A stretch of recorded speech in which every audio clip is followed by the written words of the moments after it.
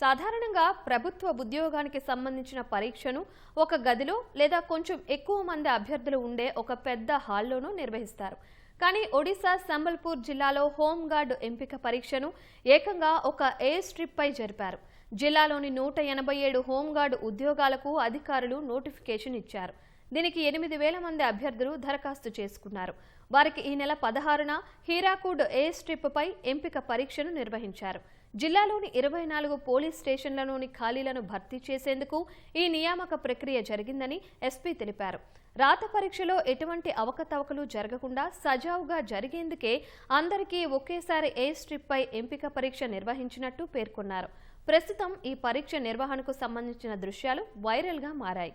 కనీస విద్యార్హత 5వ తరగతి ఉన్న ఈ ఉద్యోగానికి ఉన్నత విద్యావంతులైన యువకులు, యువతలు హాజరు కావడంపై కాంగ్రెస్ ఆందోళన వ్యక్తం చేసింది. ఇది దేశంలో పెరుగుతున్న నిరుద్యోగానికి ఈ ఘటనే నిదర్శనమని ఆరోపించింది.